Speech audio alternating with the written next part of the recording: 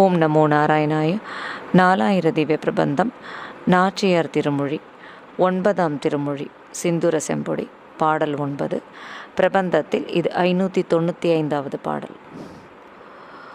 கோங்கலரும் பொழில் மாலேறும் சோலையில் கொன்றைகள் மேல் தூங்கு பொன் மாலைகளோடு உடனாய் நின்று தூங்குகின்றேன். பூங்கொள் திருமுகத்து மடுத்தூதிய சங்கோலியும் சார்கவில் நானோலியும் தலை பெய்வதெஞ்ஞான்று கோலோ.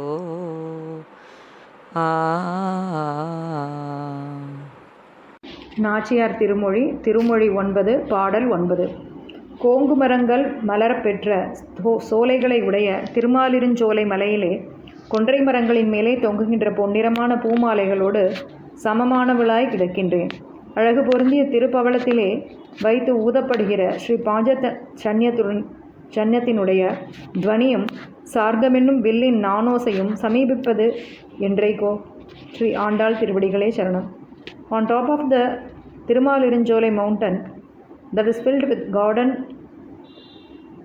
having blossoms of the Kongu silk cotton trees, or also the Kondrai trees whose golden yellow flowers hang and get wilted because they are not adorned to the Lord.